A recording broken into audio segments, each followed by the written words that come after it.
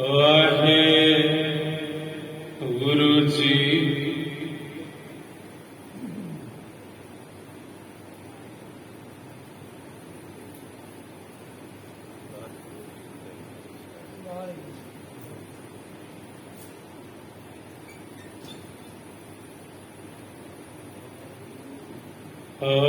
ਵਾਹਿਗੁਰੂ ਗੁਰੂ ਜੀ। ਵਾਹਿਗੁਰੂ ਜੀ।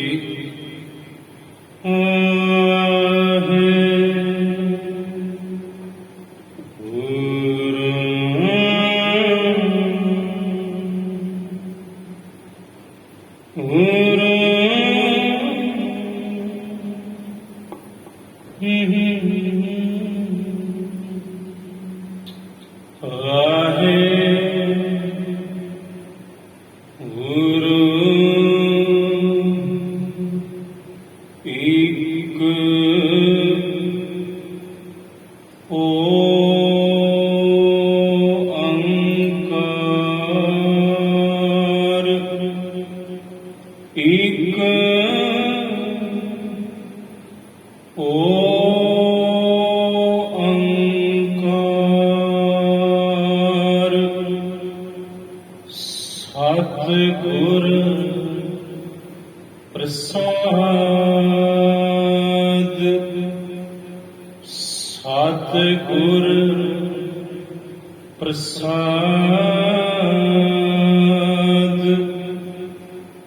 ਵਾਹਿਗੁਰੂ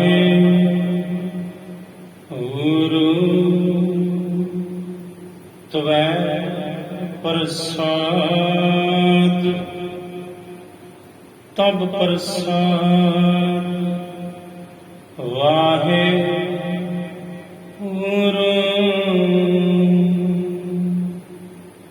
ਵਾਹਿਗੁਰੂ।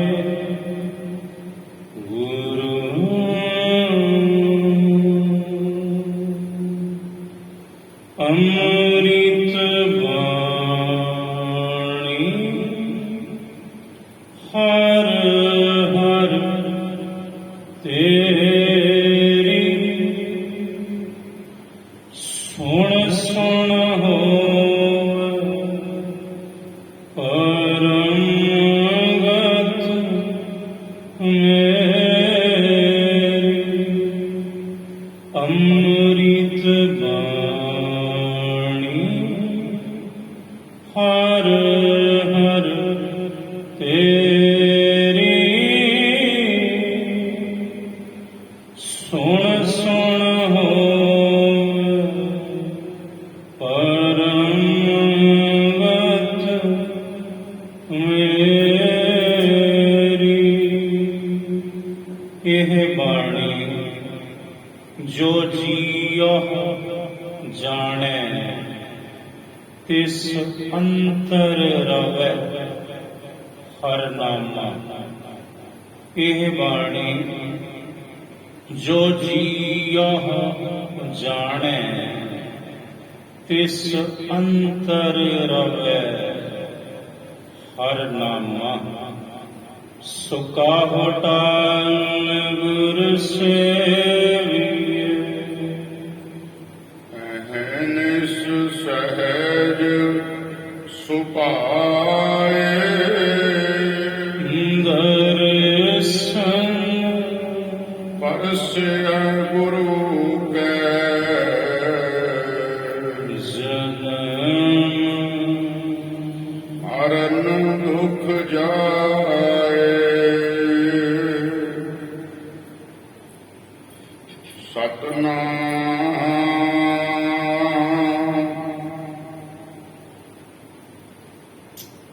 ਸ੍ਰੀ ਵਾਹਿਗੁਰੂ ਸਾਹਿਬ ਜੀ।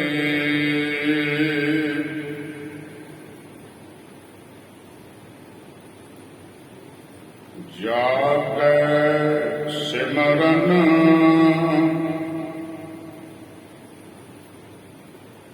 ਭਉ ਦੁਖ ਹਰੈ।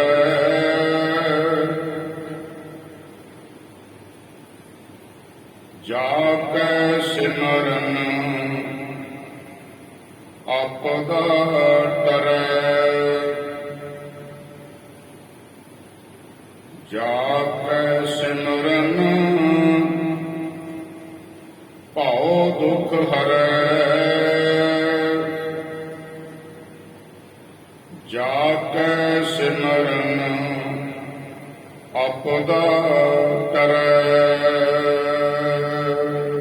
ਸਾਧ ਸੰਗਤ ਜੀ ਵਾਹਿਗੁਰੂ ਜੀ ਕਾ ਖਾਲਸਾ, ਵਾਹਿਗੁਰੂ ਜੀ ਕੀ ਫਤਿਹ।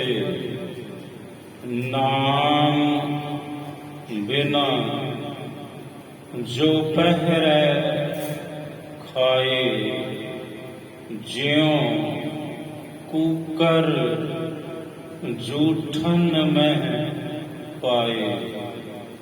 ਨਾਮ ਤੋਂ ਬਿਨਾ ਜੋ ਵੀ ਕੋਈ ਕੁਝ ਖਾਂਦਾ ਹੈ, ਪਹਿਨਦਾ ਹੈ, ਉਹਦੀ ਹਾਲਤ ਸਾਹਿਬ ਕਹਿੰਦੇ ਭਾਈ ਇਸ ਕਦਰ ਹੈ ਜਿਵੇਂ ਕੁੱਤਾ ਝੂਠ ਦੇ ਵਿੱਚ ਮੂੰਹ ਮਾਰਦਾ।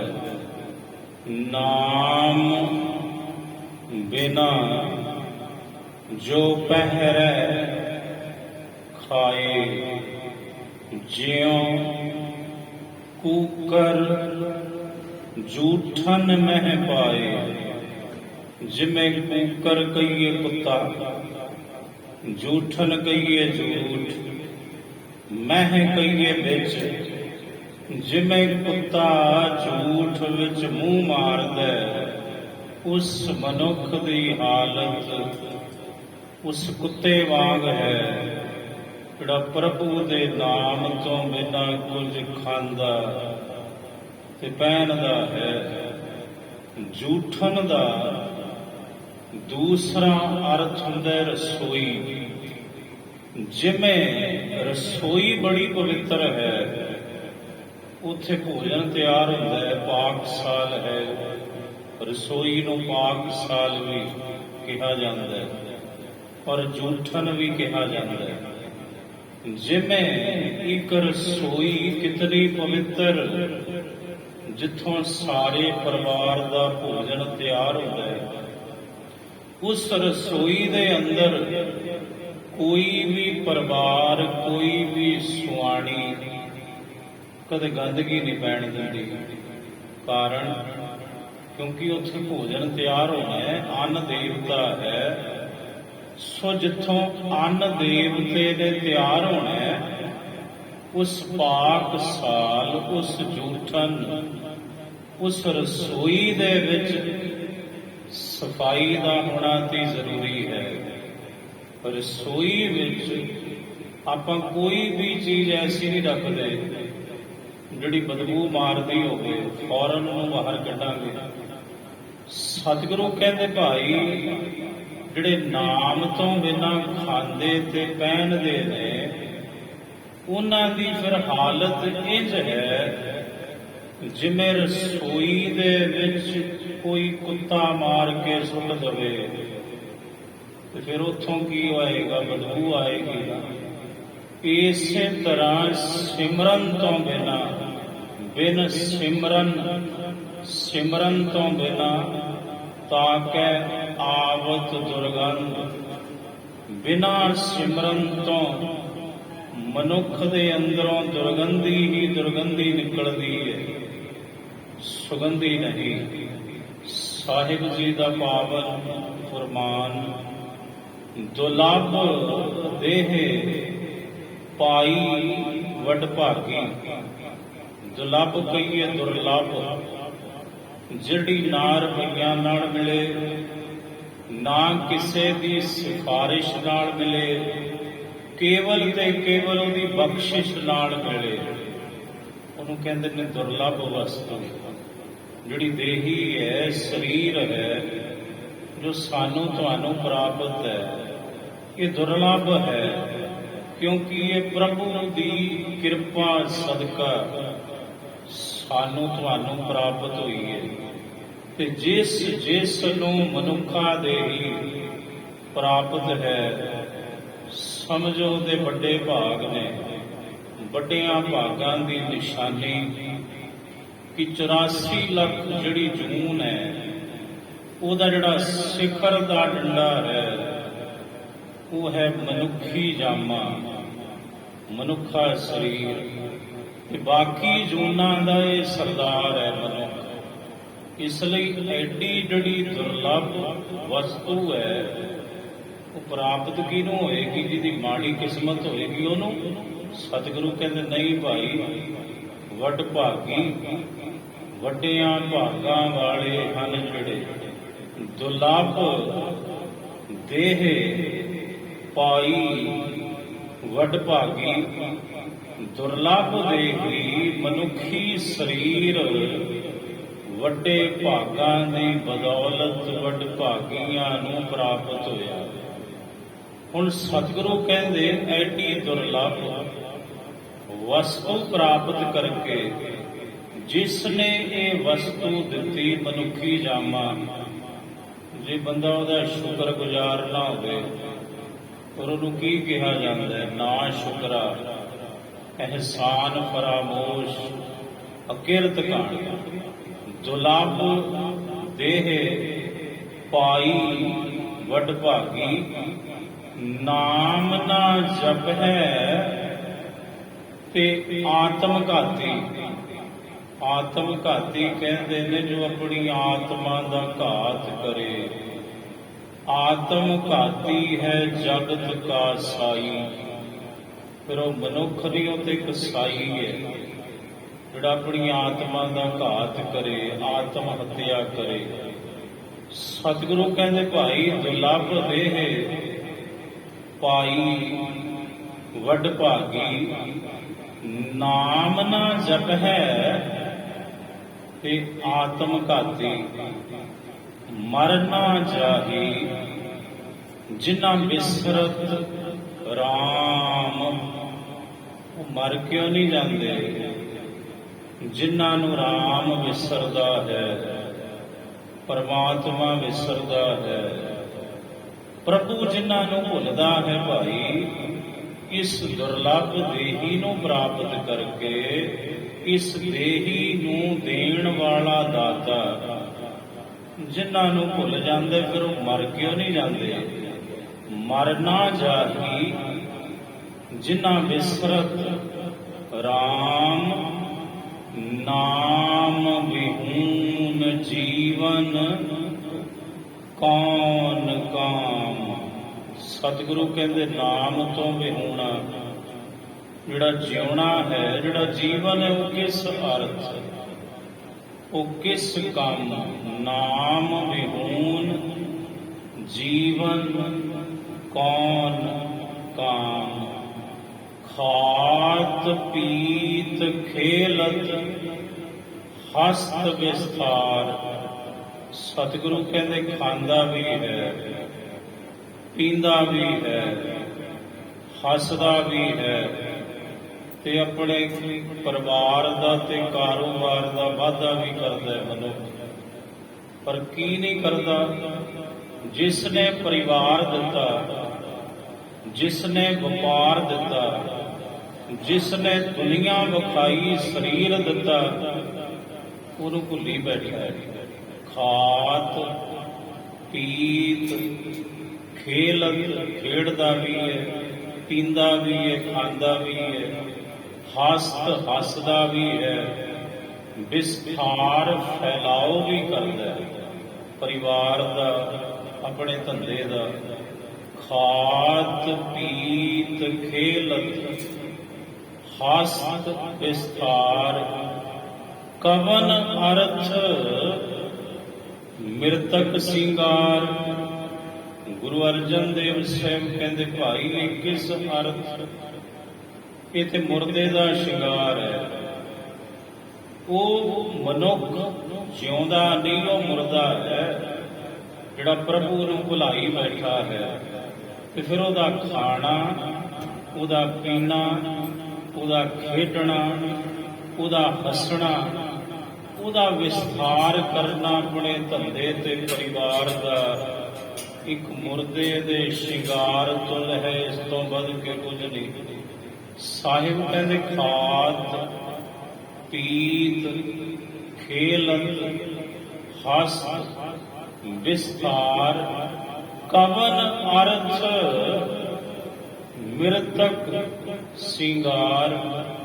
ਇਹ ਤੇ ਕਿਸ ਅਰਥ ਹੈ ਤੇ ਮੁਰਦੇ ਦਾ ਸ਼ਿੰਗਾਰ ਹੈ। ਜਿੱਦਾਂ ਮਰਜ਼ੀ ਸ਼ਿੰਗਾਰੀ ਜਾਓ ਮੁਰਦੇ ਨੂੰ, ਉਹਦਾ ਕੀ ਵੱਧ ਜਾਣਾ, ਤੇ ਜੇ ਉਹਨੂੰ ਮਿੱਟੀ ਵਿੱਚ ਰਲਾਓ ਉਹਦਾ ਘਟ ਗਿਆ ਜਾਣਾ, ਉਹ ਤੇ ਮਰ ਗਿਆ। ਸਾਹਿਬ ਕਹਿੰਦੇ ਕਵਨ ਅਰਥ ਮਿਰਤਕ ਸਿੰਗਾਰ, ਜੋ ਨਾ ਸੁਨਹਿ ਜਸ ਪਰਮਾਨੰਦਾ, ਪਾਸ ਪ੍ਰੇਤ ਮੁਗਧ ਤ੍ਰਿਗਦ ਜੋਨ ਤੇ ਬੰਦਾ। ਸਤਿਗੁਰੂ ਕਹਿੰਦੇ ਪਾਸ ਪ੍ਰੇਤ, ਜਿਹੜਾ ਪਰਮ ਆਨੰਦ ਪਰਮਾਤਮਾ ਦਾ ਜਸ ਭਾਈ ਨਹੀਂ ਸੁਣਦਾ, ਇਸ ਮਨੁੱਖਾ ਦੇਹੀ ਨੂੰ ਪ੍ਰਾਪਤ ਕਰਕੇ ਉਹਦੇ ਨਾਲੋਂ ਡੰਗਰ ਚੰਗੇ ਨੇ। ਉਹ ਤੇ ਡੰਗਰਾਂ ਤੋਂ ਵੀ ਭੈੜਾ ਹੈ, ਉਹਦੇ ਨਾਲੋਂ ਤੇ ਪ੍ਰੇਤ ਚੰਗੇ ਨੇ। ਫਿਰ ਉਹ ਤੇ ਪ੍ਰੇਤਾਂ ਤੋਂ ਵੀ ਗਿਆ ਗੁਜ਼ਰਿਆ ਹੈ। ਪਾਸ ਪ੍ਰੇਤ ਤ੍ਰਿਗਦ ਜੋਨ, ਤ੍ਰਿਗਦ ਜੋਨ ਕਹਿੰਦੇ ਨੇ ਸਾਧ ਸੰਗਤ ਸੱਪ, ਕੋੜ ਕਿਰਲੀ ਤੇ ਕਾਂ, ਇਹ ਟੇਢੀਆਂ ਜੂਨਾਂ ਦੇ ਵਿੱਚ ਆਉਂਦੇ ਨੇ। ਇਹਨੂੰ ਕਹਿੰਦੇ ਨੇ ਤ੍ਰਿਗਦ ਜੋਨ, ਟੇਢੀ ਜੂਨੀ।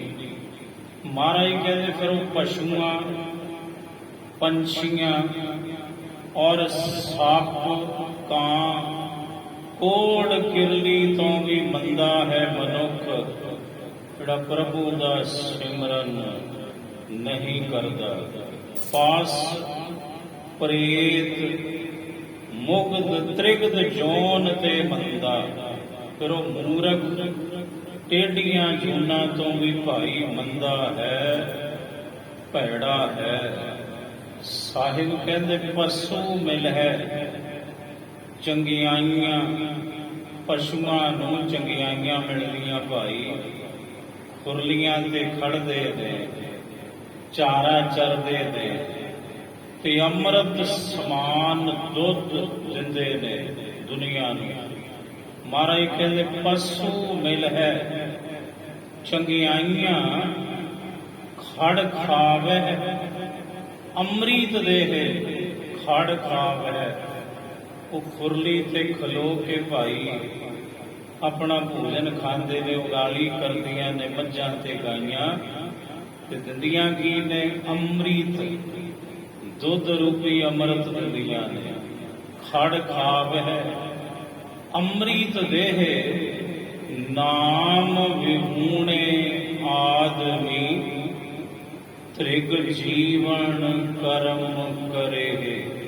ਪਰ ਨਾਮ ਤੋਂ ਵਿਹੂਣੇ ਜਿਹੜੇ ਮਨੁੱਖ ਨੇ ਭਾਈ, ਉਹਨਾਂ ਦੇ ਕਰਮ ਤ੍ਰਿਗ ਨੇ, ਫਿਟੇ ਮੂੰਹ ਹੈ, ਉਹਨਾਂ ਦੇ ਤਮਾਮ ਕਰਮਾਂ ਨੂੰ ਲਾਹਣਤ ਹੈ। ਤ੍ਰਿਗ ਸ਼ਬਦ ਕਿੱਥੋਂ ਆਇਆ ਹੈ? 100 ਵਾਰੀ ਕੋਈ ਕਿਸੇ ਨੂੰ ਫਿਟੇ ਮੂੰਹ ਕਹੇ, ਇੱਕ ਸ਼ਬਦ ਦਾ ਜਨਮ ਹੁੰਦਾ ਹੈ ਲਾਹਣਤ। 100 ਵਾਰੀ ਕਿਸੇ ਨੂੰ ਕੋਈ ਫਿਟੇ ਮੂੰਹ ਕਹੇ, ਇੱਕ ਸ਼ਬਦ ਉਤਪੰਨ ਹੁੰਦਾ ਹੈ ਲਾਹਣਤ। 100 ਲਾਹਣਤਾਂ ਕੋਈ ਕਿਸੇ ਤੇ ਪਾਵੇ, ਸ਼ਬਦ ਉਤਪੰਨ ਹੁੰਦਾ ਹੈ ਤ੍ਰਿਗ। ਇਹਦਾ ਭਾਵ 10,000 ਵਾਰੀ ਕੋਈ ਕਿਸੇ ਨੂੰ ਫਿਟੇ ਮੂੰਹ ਕਹੀ ਜਾਵੇ, ਤਾਂ ਜਾ ਕੇ ਸ਼ਬਦ ਬਣਦਾ ਤ੍ਰਿਗ। ਸਤਿਗੁਰੂ ਕਹਿੰਦੇ ਭਾਈ ਨਾਮ ਵਿਹੂਣੇ ਆਦਮੀ, ਤ੍ਰਿਗ ਜੀਵਨ, ਉਹਨਾਂ ਦਾ ਜਿਉਣਾ ਤ੍ਰਿਗ ਹੈ, ਤੇ ਉਹਨਾਂ ਦੇ ਕਰਮ ਵੀ ਤ੍ਰਿਗ ਨੇ, ਫਿਟੇ ਮੂੰਹ ਹੈ ਉਹਨਾਂ ਨੂੰ 10,000 ਵਾਰ। ਨਾਮ ਵਿਹੂਣੇ ਆਦਮੀ, ਤ੍ਰਿਗ ਜੀਵਨ ਕਰਮ ਕਰੇ। ਸਿਮਰਨ ਦੀ ਮਹਿਮਾ, ਪ੍ਰਭੂ ਦੇ ਚਿੰਤਨ ਦੀ ਮਹਿਮਾ, ਸਾਹਿਬ ਸੱਚੇ ਪਾਤਸ਼ਾਹ ਚੱਲ ਰਹੀ ਇਸ ਲੜੀਵਾਰ ਕਥਾ ਦੇ ਅੰਦਰ ਰਾਗ ਮਾਲੀ ਗੌੜਾ ਦੇ ਵਿੱਚ ਸ਼ਹੀਦਾਂ ਦੇ ਸਰਤਾਜ ਸਤਿਗੁਰੂ ਗੁਰੂ ਅਰਜਨ ਦੇਵ ਸਾਹਿਬ ਜੀ ਮਹਾਰਾਜ ਸ਼ਬਦ ਦੀਆਂ ਅਗਲੀਆਂ ਪੰਕਤੀਆਂ ਵਿੱਚ ਸਮਝਾਉਂਦੇ ਹਨ। ਜਾਪੈ ਸਿਮਰਨ ਭਉ ਦੁਖ ਹਰੈ। ਜਿਸ ਪਰਮਾਤਮਾ ਦੇ ਸਿਮਰਨ ਦੇ ਨਾਲ, ਸਿਮਰਨ ਕਹਿੰਦੇ ਨੇ ਯਾਦ ਚਿੰਤਨ, ਜਿਸ ਪ੍ਰਭੂ ਦੇ ਸਿਮਰਨ ਦੇ ਨਾਲ ਮੌਤ ਦਾ ਵੀ ਡਰ, ਜੰਮਣ ਤੇ ਮਰਨ ਦਾ ਦੁੱਖ ਵੀ ਹਰੈ, ਨਾਸ਼ ਹੁੰਦਾ ਹੈ। ਜਾਪੈ ਸਿਮਰਨ ਆਪਦਾ ਡਰੈ। ਆਪਦਾ ਕਹਿੰਦੇ ਨੇ ਸਾਧ ਸੰਗਤ ਬਿਪਤਾ, ਮੁਸ਼ਕਲ। ਮਹਾਰਾਜ ਕਹਿੰਦੇ ਜਿਸ ਦੇ ਸਿਮਰਨ ਕਰਨ ਦੇ ਨਾਲ ਬਿਪਤਾ ਟਲ ਜਾਂਦੀ ਹੈ, ਮੁਸ਼ਕਲ ਟਲ ਜਾਂਦੀ ਹੈ। ਗੁਰੂ ਅਰਜਨ ਦੇਵ ਸਾਹਿਬ ਜੀ ਦਾ ਹੀ ਇੱਕ ਪਾਵਨ ਸ਼ਬਦ ਹੈ ਗੁਰੂ ਗ੍ਰੰਥ ਸਾਹਿਬ ਮਹਾਰਾਜ ਜੀ ਵਿੱਚ, ਮਾਰੂ ਭੈਰੋ ਰਾਗ ਦੇ ਅੰਦਰ। ਉਸ ਭੈਰੋ ਰਾਗ ਦੇ ਸ਼ਬਦ ਵਿੱਚ ਮਹਾਰਾਜ ਜੀ ਨੇ ਇਹ ਬਚਨ ਕੀਤਾ, ਜਾਸ ਜਪਤ ਮੁਸ਼ਕਲ ਕਛੂ ਨਾ ਬਨੈ। ਜਿਸ ਪਰਮਾਤਮਾ ਨੂੰ ਜਪਦੇ ਆ, ਪ੍ਰਭੂ ਦੇ ਨਾਮ ਨੂੰ ਜਪਦੇ ਆ, ਮੁਸ਼ਕਲ ਕੁਛ ਬਣ ਹੀ ਨਹੀਂ ਸਕਦੀ, ਤੇ ਜੇ ਬਣੀ ਵੀ ਹੋਵੇ ਤੇ ਟਲ ਜਾਂਦੀ ਹੈ। ਸਾਹਿਬ ਕਹਿੰਦੇ ਬਿਪਤ ਤਾਹਾਂ ਜਹਾਂ ਹਰ ਸਿਮਰਨ ਨਾਹੀ। ਬਿਪਤਾ ਕਿੱਥੇ ਆਉਂਦੀ ਹੈ, ਮੁਸ਼ਕਲ ਕਿੱਥੇ ਆਉਂਦੀ ਹੈ? ਸਤਿਗੁਰੂ ਕਹਿੰਦੇ ਭਾਈ ਜਿੱਥੇ ਹਰੀ ਦਾ ਸਿਮਰਨ ਨਹੀਂ, ਉੱਥੇ ਬਿਪਤਾ ਆਉਂਦੀ ਹੈ। ਸਾਹਿਬ ਕਹਿੰਦੇ ਬਿਪਤ ਤਾਹਾਂ ਜਹਾਂ ਹਰ ਸਿਮਰਨ ਨਾਹੀ। ਗੁਰੂ ਕਲਗੀਧਰ ਪਾਤਸ਼ਾਹ ਗੁਰੂ ਗੋਬਿੰਦ ਸਿੰਘ ਸਾਹਿਬ ਜੀ ਮਹਾਰਾਜ ਜਾਪ ਸਾਹਿਬ ਦੀ ਬਾਣੀ ਦੇ ਅਖੀਰ ਵਿੱਚ ਇੱਕ ਬਚਨ ਕਰਦੇ ਨੇ, ਦੁਕਾਲੰ ਪਰਨਾਸੀ। ਦੁਕਾਲੰ, ਇੱਕ ਦੁਕਾਲ ਹੈ, ਇੱਕ ਸੁਕਾਲ ਹੈ। ਦੁਕਾਲੰ ਕਹਿੰਦੇ ਨੇ ਖੋਟਾ ਵਕਤ, ਖੋਟਾ ਸਮਾਂ, ਬੁਰਾ ਸਮਾਂ, ਜਿਹਨੂੰ ਬਿਪਤਾ ਕਿਹਾ ਜਾਂਦਾ, ਮੁਸ਼ਕਲ ਕਿਹਾ ਜਾਂਦਾ ਹੈ। ਪਰਨਾਸੀ ਕਹਿੰਦੇ ਨੇ ਨਾਸ਼ ਕਰਦਾ ਹੈ। ਇਹ ਮੇਰੇ ਵਾਹਿਗੁਰੂ, ਤੂੰ ਤੇ ਖੋਟੇ ਸਮੇਂ ਦਾ ਵੀ ਨਾਸ਼ ਕਰਨ ਵਾਲਾ ਹੈ। ਦੁਕਾਲੰ ਪਰਨਾਸੀ, ਦੁਕਾਲੰ ਪਰਨਾਸੀ, ਤੂੰ ਤੇ ਬਿਪਤਾ ਨੂੰ ਟਾਲ ਦਿੰਦਾ ਹੈ। ਇਹ ਮੇਰੇ ਵਾਹਿਗੁਰੂ, ਜਿੱਥੇ ਤੇਰਾ ਸਿਮਰਨ ਹੈ ਉਥੇ ਬਿਪਤਾ ਨਹੀਂ। ਜਾਪੈ ਸਿਮਰਨ ਮੁਚਤ ਪਾਪ। ਮੁਚਤ ਕੱਟੇ ਜਾਣੇ, ਮੁਚਤ ਮੁੱਕ ਜਾਣੇ। ਜਿਸ ਵਾਹਿਗੁਰੂ ਜੀ ਦੇ ਸਿਮਰਨ ਦੇ ਨਾਲ ਤਮਾਮ ਪਾਪ ਕੱਟੇ ਜਾਂਦੇ ਨੇ। ਜਿਸ ਪ੍ਰਭੂ ਦੇ ਸਿਮਰਨ ਦੇ ਨਾਲ ਸਾਰੇ ਹੀ ਪਾਪ ਜੀਵ ਦੇ ਮੁੱਕ ਜਾਂਦੇ ਹਨ। ਜਾਪੈ ਸਿਮਰਨ ਨਹੀਂ ਸੰਤਾਪ। ਜਾ ਕੇ ਸਿਮਰਨ, ਜਿਸ ਦੇ ਸਿਮਰਨ ਨਾਲ ਕੋਈ ਵੀ ਸੰਤਾਪ ਨਹੀਂ।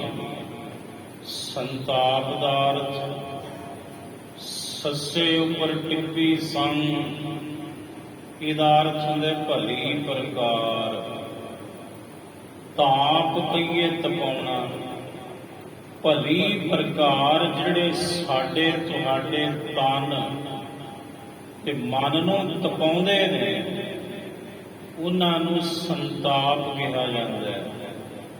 ਇੱਕ ਤਾਪ ਹੁੰਦੇ ਨੇ, ਇੱਕ ਸੰਤਾਪ ਹੁੰਦੇ ਨੇ। ਤਿੰਨ ਪ੍ਰਕਾਰ ਦਾ ਤਾਪ ਹੁੰਦਾ ਹੈ। ਤੀਨੇ ਤਾਪ ਨਿਵਾਰਣ ਹਾਰਾ। ਤਿੰਨ ਪ੍ਰਕਾਰ ਦੇ ਤਾਪਾਂ ਨੂੰ ਨਿਵਾਰਣ ਹਾਰਾ ਕੌਣ ਹੈ? ਪਰਮਾਤਮਾ। ਪ੍ਰਭੂ ਦਾ ਸਿਮਰਨ।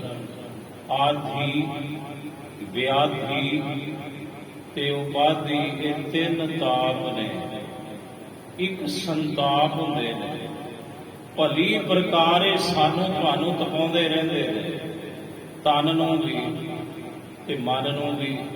ਸਤਿਗੁਰੂ ਕਹਿੰਦੇ ਜਾ ਕੇ ਸਿਮਰਨ ਨਾਹੀ ਸੰਤਾਪ। ਜਿਸ ਪ੍ਰਭੂ ਦੇ ਸਿਮਰਨ ਦੇ ਨਾਲ ਭਾਈ ਸੰਤਾਪ ਵੀ ਨਹੀਂ ਹੁੰਦੇ। ਜਾ ਕੈ ਸਿਮਰਨ ਰਿਦ ਵਿਗਾਸ। ਜਾ ਕੇ ਸਿਮਰਨ ਰਿਦ ਵਿਗਾਸ। ਰਿਦ ਕਹੀਏ ਹਿਰਦਾ, ਰਿਦਾ। ਜਿਸ ਪ੍ਰਭੂ ਦੇ ਸਿਮਰਨ ਨਾਲ ਹਿਰਦੇ ਅੰਦਰ ਵਿਗਾਸ, ਖੇੜਾ ਉਤਪਨ ਹੁੰਦਾ ਹੈ। ਵਿਗਾਸ, ਪ੍ਰਕਾਸ਼, ਚਾਨਣ, ਉਹਦੇ ਗਿਆਨ ਦਾ ਪ੍ਰਕਾਸ਼, ਜਿਹਦੇ ਸਿਮਰਨ ਦੇ ਨਾਲ ਹੀ ਭਾਈ ਜੀਵ ਦੇ ਹਿਰਦੇ ਵਿੱਚ ਉਤਪਨ ਹੁੰਦਾ ਹੈ। ਪ੍ਰਭੂ ਦੇ ਸਿਮਰਨ ਦੇ ਨਾਲ ਜੀਵ ਦੇ ਹਿਰਦੇ ਵਿੱਚ ਸੱਚ ਦਾ, ਪ੍ਰਭੂ ਦਾ, ਉਹਦੇ ਗਿਆਨ ਦਾ ਪ੍ਰਕਾਸ਼ ਹੋ ਜਾਂਦਾ ਹੈ। ਜਾ ਕੈ ਸਿਮਰਨ ਕਵਲਾ ਦਾਸ। ਕਬਲਾ, ਕਬਲਾ ਕਹਿੰਦੇ ਨੇ ਮਾਇਆ ਨੂੰ, ਲਕਸ਼ਮੀ ਮਾਇਆ। ਜਿਸ ਦੇ ਸਿਮਰਨ ਦੇ ਨਾਲ ਜਿਹੜੀ ਮਾਇਆ ਹੈ ਉਦਾਸੀ ਬਣ ਜਾਂਦੀ ਹੈ। ਸਿਮਰਨ ਕਰਨ ਵਾਲੇ ਦੀ ਮਾਇਆ ਦਾਸੀ ਭਗਤਾਂ ਕੀ ਕਾਰ ਕਮਾਵੇ। ਜਿਹੜੀ ਮਾਇਆ ਹੈ, ਲਕਸ਼ਮੀ ਹੈ, ਉਹ ਤੇ ਦਾਸੀ ਬਣ ਕੇ ਸੇਵਾ ਕਰਦੀ ਹੈ। ਪ੍ਰਭੂ ਦਾ ਸਿਮਰਨ ਕਰਨ ਵਾਲੇ ਦੀ ਜਾ ਕੈ ਸਿਮਰਨ ਨਿਤ ਨਿਧਾਨ। ਜਿਸ ਦੇ ਸਿਮਰਨ ਕਰਨ ਦੇ ਨਾਲ ਨਿਤ ਨਿਧਾਨ, ਨੌ ਨਿਧੀਆਂ ਦੇ ਖਜ਼ਾਨੇ ਜਿਸ ਪ੍ਰਭੂ ਦੇ ਸਿਮਰਨ ਦੇ ਨਾਲ ਸਿਮਰਨ ਕਰਨ ਵਾਲੇ ਨੂੰ ਪ੍ਰਾਪਤ ਹੋ ਜਾਂਦੇ ਨੇ। ਨਵ ਨਿਧੀ 18 ਹੈ ਸਿੱਧੀ, ਪਿੱਛੇ ਲੱਗੀਆਂ ਫਿਰ ਹੈ ਜੋ ਹਰ ਹਿਰਦੈ ਸਦਾ ਵਸਾਏ। ਜਾ ਕੈ ਸਿਮਰਨ ਤਰੇ ਨਿਦਾਨ। ਹੁਣ ਇੱਕ ਨਿਧਾਨ ਹੈ, ਇੱਕ ਨਿਦਾਨ ਹੈ। ਇੱਕ ਧੱਦੇ ਨਾਲ ਹੈ, ਇੱਕ ਧੱਦੇ ਨਾਲ ਹੈ। ਨੰਨੇ ਨੂੰ ਸਿਹਾਰੀ, ਧੱਦੇ ਨੂੰ ਕੰਨਾ ਨੰਨਾ। ਨਿਧਾਨ, ਨੰਨੇ ਨੂੰ ਸਿਹਾਰੀ, ਦੱਦੇ ਨੂੰ ਕੰਨਾ ਤੇ ਨੰਨਾ ਨਿਦਾਨ। ਨਿਦਾਨ ਹੁੰਦਾ ਹੈ ਖਜ਼ਾਨਾ ਤੇ ਨਿਦਾਨ ਹੁੰਦਾ ਹੈ ਅੰਤ, ਅਖੀਰ, ਓੜਕ। ਸਤਿਗੁਰੂ ਕਹਿੰਦੇ ਜਿਸ ਪ੍ਰਭੂ ਦੇ ਸਿਮਰਨ ਦੇ ਨਾਲ ਤਰੈ ਨਿਦਾਨ, ਓੜਕ ਨੂੰ, ਅਖੀਰ ਨੂੰ ਇਹ ਜੀਵ ਤਰ ਜਾਂਦਾ ਹੈ ਭਾਈ। ਜਿਸ ਪ੍ਰਭੂ ਦੇ ਸਿਮਰਨ ਦੇ ਨਾਲ ਪਤਿਤ ਪਾਵਨ ਨਾਮ ਹਰੀ। ਹਰੀ ਜਲੇ, ਹਰੀ ਥਲੇ, ਹਰੀ ਗਿਰੇ ਪਹਾੜ, ਗਿਰੇ ਹਰੀ ਗੁਫੇ, ਕੰਦਰਾਂ ਪਹਾੜਾਂ ਦੀਆਂ ਗੁਫਾਵਾਂ, ਗੁਫੇ हरि जिमी हरि जमा हरि मक्की हरि मक्कां हरि धरती आकाश विच हरि ही हरि जल थल महीयल पूरिया स्वामी सिरजनहार अनेक भांत होए पसरिया नानक एक अंकार जह जह पेखा तह हजूर घट घट मैं हर जू बस है। ਹੁਣ ਸਤਿਗੁਰੂ ਕਹਿੰਦੇ ਜੋ ਹਰੀ ਹੈ ਸਰਵ ਵਿਆਪਕ ਹੈ, ਸਾਰੀਆਂ ਥਾਵਾਂ ਤੇ ਮੌਜੂਦ ਹੈ, ਸਮਾਇਆ ਹੋਇਆ ਹੈ।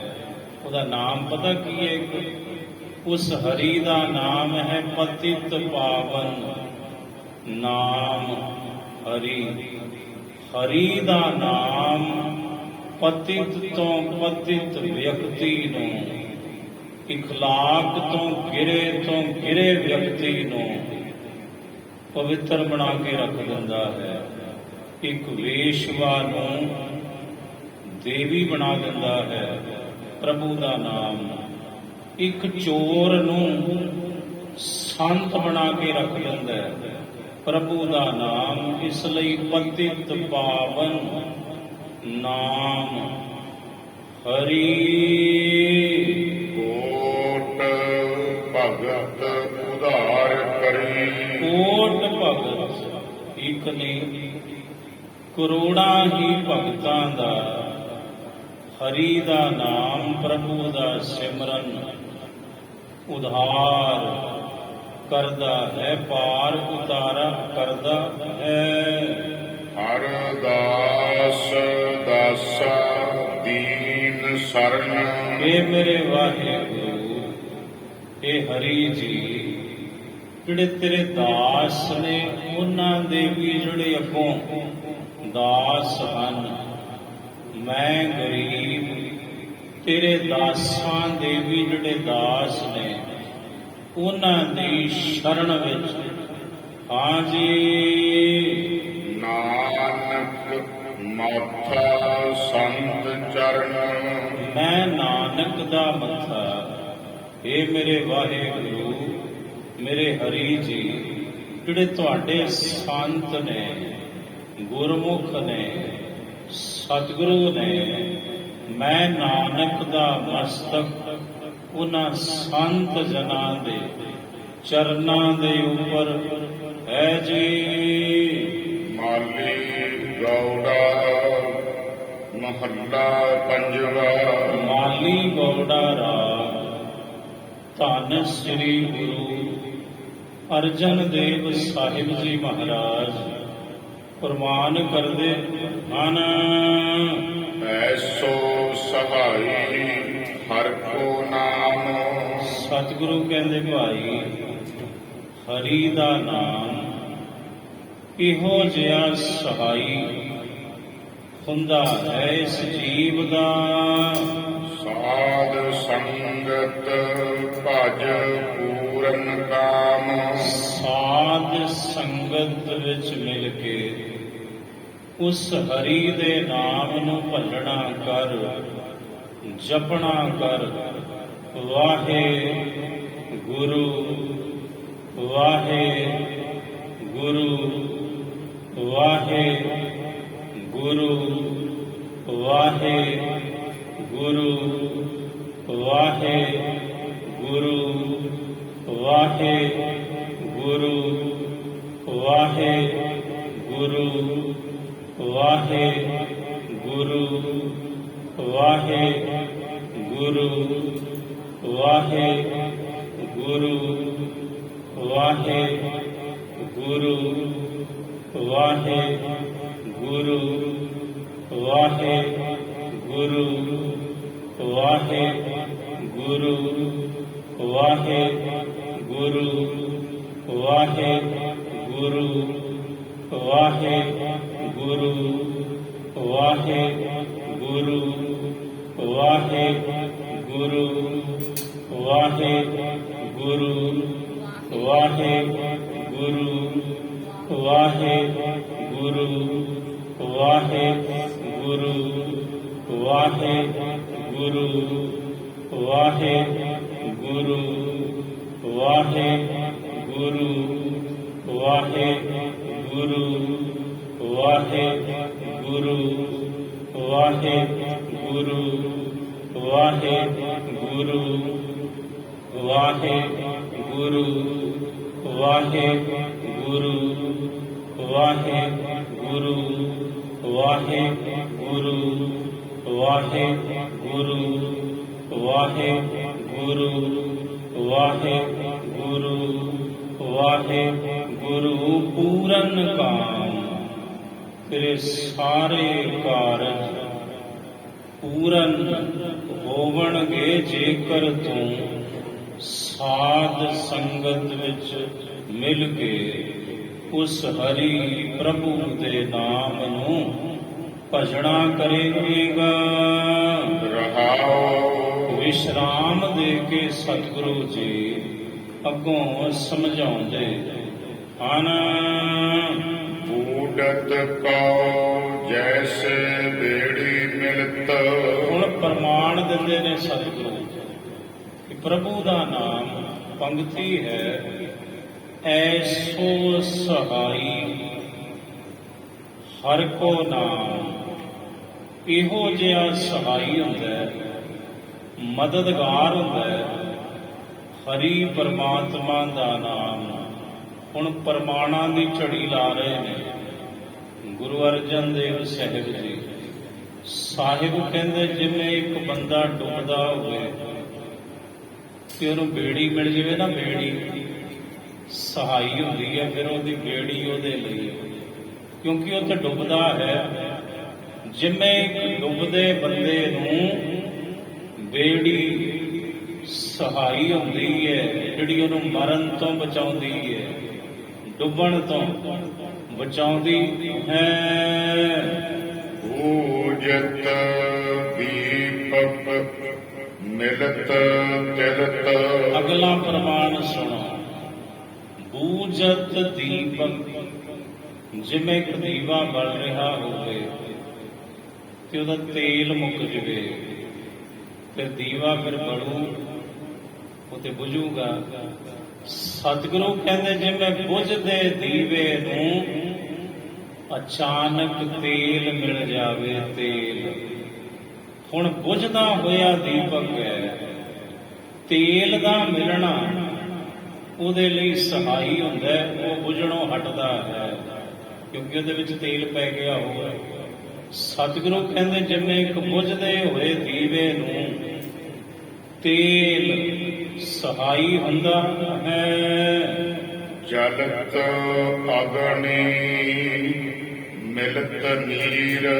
ਜਿਵੇਂ ਅੱਗ ਵਿੱਚ ਕੋਈ ਸੜਦਾ ਹੋਵੇ ਤੇ ਉਹਨੂੰ ਪਾਣੀ ਮਿਲ ਜਾਵੇ, ਪਾਣੀ। ਅੱਗ ਬਲਦੀ ਹੋਵੇ, ਅੱਗ ਸਾੜਦੀ ਹੋਵੇ ਘਰ ਨੂੰ, ਵਸਤੂਆਂ ਨੂੰ, ਤੇ ਅਚਾਨਕ ਕੋਈ ਪਾਣੀ ਦੀ ਵਰਖਾ ਕਰ ਦੇਵੇ, ਪਾਣੀ ਮਿਲ ਜਾਵੇ। ਅੱਗ ਵਿੱਚ ਸੜਦੇ ਹੋਏ ਨੂੰ ਜਿਵੇਂ ਪਾਣੀ ਸਹਾਈ ਹੁੰਦਾ ਹੈ। ਜੈਸੇ ਬਾਰਿਕ ਮੁਖ ਹੈ ਤੀਰ। ਜਿਵੇਂ ਬੱਚਾ ਭੁੱਖਾ ਹੈ ਤੇ ਅਚਾਨਕ ਮਾਂ ਉਹਨੂੰ ਦੁੱਧ ਚੁੰਘਾ ਦੇਵੇ। ਹੁਣ ਉਸ ਭੁੱਖੇ ਬੱਚੇ ਨੂੰ ਮਾਂ ਦਾ ਦੁੱਧ ਸਹਾਈ ਹੋਇਆ ਉਹਦੀ ਭੁੱਖ ਮਿਟਣ ਦੇ ਲਈ। ਸਤਿਗੁਰੂ ਕਹਿੰਦੇ ਜਿਵੇਂ ਇੱਕ ਬੱਚੇ ਨੂੰ ਸਹਾਈ ਹੁੰਦਾ ਹੈ ਮਾਂ ਦਾ ਦੁੱਧ ਜਾਂ ਦੁੱਧ। ਜੈਸੇ ਰਣ ਮਹਿ ਸਖਾ ਭਰਾਤ। ਜਿਵੇਂ ਭਖਿਆ ਹੋਵੇ ਜੰਗ ਦਾ ਮੈਦਾਨ ਤੇ ਸਾਹਮਣੇ ਵਾਲਾ ਦੁਸ਼ਮਣ ਹੋਵੇ ਤਕੜਾ, ਜਿਹੜਾ ਜੰਗੇ ਮੈਦਾਨ ਵਿੱਚ ਘਿਰਿਆ ਹੈ, ਅਗਰ ਉਸ ਸਮੇਂ ਉਹਦੇ ਮਿੱਤਰ ਉੱਥੇ ਪਹੁੰਚ ਜਾਣ ਉਹਦੀ ਮਦਦ ਤੇ, ਜਾਂ ਉਹਦੇ ਭਰਾ ਤੋਂ ਉਹਦੇ ਭਰਾ ਪਹੁੰਚ ਜਾਣ, ਤੇ ਫਿਰ ਉਹ ਜਿਹੜਾ ਡਿੱਗਦਾ ਢਹਿੰਦਾ ਸੀ, ਨਿਰਾਸ਼ ਹੋ ਚੁੱਕਾ ਸੀ, ਉਹਦੇ ਅੰਦਰ ਸਪਿਰਟ ਜਾਗਦੀ ਹੈ, ਕਿਉਂਕਿ ਉਹਦੀ ਮਦਦ ਤੇ ਉਹਦੇ ਮਿੱਤਰ ਆ ਗਏ, ਉਹਦੇ ਭਰਾ ਆ ਗਏ। ਸਤਿਗੁਰੂ ਕਹਿੰਦੇ ਜਿਵੇਂ ਜੰਗ ਦੇ ਮੈਦਾਨ ਵਿੱਚ ਇੱਕ ਜੰਗੀ ਸੂਰਮੇ ਨੂੰ, ਇੱਕ ਰਾਜੇ ਨੂੰ ਸਹਾਈ ਹੋ ਜਾਂਦੇ ਨੇ ਉਹਦੇ ਮਿੱਤਰ ਤੇ ਉਹਦੇ ਭਰਾ। ਜੈਸੇ ਭੁੱਖੇ ਭੋਜਨ ਮਾਤ, ਜਿਵੇਂ ਇੱਕ ਭੁੱਖੇ ਹੋਏ ਬੱਚੇ ਨੂੰ ਮਾਂ ਜਦੋਂ ਭੋਜਨ ਦੇ ਦਿੰਦੀ ਹੈ, ਤਾਂ ਉਸ ਭੁੱਖੇ ਬਾਲਕ ਨੂੰ ਫਿਰ ਮਾਂ ਵੱਲੋਂ ਦਿੱਤਾ ਹੋਇਆ ਭੋਜਨ ਸਹਾਈ ਹੁੰਦਾ ਹੈ। ਜਿਵੇਂ ਜੈਸੇ ਕਿਰਖੇ ਬਰਸ ਮੇਘ, ਜਿਵੇਂ ਖੇਤੀ ਨੂੰ ਸਹਾਈ ਹੁੰਦਾ ਹੈ ਮੀਂਹ ਪਾਣੀ, ਮੀਂਹ ਦਾ। ਜਿਵੇਂ ਖੇਤੀ ਸੁੱਕਦੀ ਹੋਵੇ, ਕੁਮਲਾਉਂਦੀ ਹੋਵੇ, ਅਚਾਨਕ ਮੀਂਹ ਬਰਸ ਜਾਵੇ ਤੇ ਉਸ ਸੁੱਕਦੀ ਤੇ ਕੁਮਲਾਉਂਦੀ ਹੋਈ ਖੇਤੀ ਨੂੰ ਜਿਵੇਂ ਮੀਂਹ ਸਹਾਈ ਹੁੰਦਾ ਏ। ਜੈਸੇ ਪਾਲਣ ਸਰਨ ਸਿੰਘ, ਜਿਵੇਂ ਇੱਕ ਸਿੰਗ ਹੈ, ਸਿੰਗ ਵੀ ਸ਼ੇਰ, ਜਿਵੇਂ ਇੱਕ ਸ਼ੇਰ ਦੀ ਸ਼ਰਨ ਵਿੱਚ ਕੋਈ ਆ ਜਾਵੇ ਕਿਸੇ ਦਾ ਸਤਾਇਆ ਹੋਇਆ, ਤਾਂ ਫਿਰ ਸ਼ੇਰ ਜਿਹੜਾ ਹੈ ਆਪਣੀ ਸ਼ਰਨ ਵਿੱਚ ਆਏ ਹੋਏ ਨੂੰ ਪਾਲਣ, ਉਹਦੀ ਰੱਖਿਆ ਕਰਨ ਦੇ ਵਿੱਚ ਸਮਰੱਥ ਹੁੰਦਾ ਹੈ। ਜਿਵੇਂ ਇੱਕ ਡਿੱਗਦੇ ਢਹਿੰਦੇ ਵਿਅਕਤੀ ਨੂੰ ਸਹਾਰਾ ਮਿਲ ਜਾਵੇ ਇੱਕ ਸ਼ੇਰ ਦਾ, ਦੁੱਖ ਦੇ ਸਮੇਂ, ਮੁਸ਼ਕਲ ਦੇ ਸਮੇਂ, ਜਿਵੇਂ ਉਹਨੂੰ ਸ਼ੇਰ ਦੀ ਸ਼ਰਨ ਸਹਾਈ ਹੁੰਦੀ ਹੈ। ਗਰੁੜ ਮੁਖ ਨਹੀਂ ਸਰਪ ਤਰਾਸ, ਮੁਖ ਦੇ ਅੰਦਰ ਗਰੁੜ ਗਾਰੁੜੀ ਮੰਤਰ ਹੋਵੇ ਤੇ ਉਹ ਬੰਦਾ ਭਾਵੇਂ ਸੱਪ ਦੇ ਗੜਾਂ ਵਿੱਚ ਖਲੋਤਾ ਹੋਵੇ, ਉਹਨੂੰ ਪਰਵਾਹ ਕੋਈ ਨਹੀਂ ਹੁੰਦੀ, ਕਿਉਂਕਿ ਜਿਸ ਦੇ ਕੋਲ ਗਾਰੁੜੀ ਮੰਤਰ ਹੋਵੇ ਜਿਹਦੇ ਮੁਖ ਵਿੱਚ, ਉਹਨੂੰ ਸੱਪ ਡੰਗ ਨਹੀਂ ਜੇ ਮਾਰ ਸਕਦਾ। ਇਹ ਸਮਰੱਥਾ ਹੁੰਦੀ ਹੈ ਉਸ ਮੰਤਰ ਦੇ ਅੰਦਰ। ਮਹਾਰਾਜ ਕਹਿੰਦੇ ਜਿਵੇਂ ਕਿਸੇ ਦੇ ਮੁਖ ਵਿੱਚ ਗਰੁੜ ਗਾਰੁੜੀ ਮੰਤਰ ਹੋਵੇ, ਤੇ ਸਤਿਗੁਰੂ ਕਹਿੰਦੇ ਜਿਵੇਂ ਉਹ ਸੱਪਾਂ ਵਿੱਚ ਘਿਰਿਆ ਹੋਵੇ ਪਰ ਮੁਖ ਵਿੱਚ ਹੋਵੇ ਗਾਰੁੜੀ ਮੰਤਰ, ਉਹ ਗਾਰੁੜੀ ਮੰਤਰ ਸੱਪ ਦੇ ਡੰਗ ਤੋਂ ਜਿਵੇਂ ਉਹਦਾ ਸਹਾਈ ਹੁੰਦਾ ਏ। ਸੂਆ ਪਿੰਜਰ ਨਹੀਂ ਖਾਏ ਵਿਲਾਸ, ਆਏ ਪ੍ਰਭ ਸਰਨਾਗਤੀ ਕਿਰਪਾ ਨਿਧ ਦਇਆਲ, ਏਕ ਅੱਖਰ ਹਰ ਮਨ ਬਸਤ ਨਾਨਕ ਹੋਤ ਨਿਹਾਲ। ਵਾਹਿਗੁਰੂ ਜੀ ਕਾ ਖਾਲਸਾ, ਵਾਹਿਗੁਰੂ ਜੀ ਕੀ ਫਤਿਹ।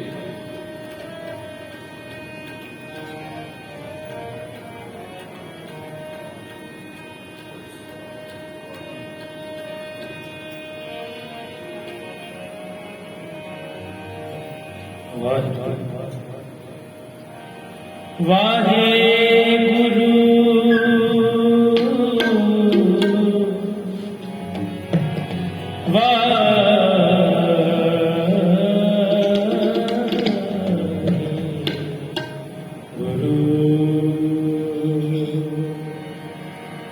सतगुर की सेवा, सतगुर की सेवा। ਸਫਰ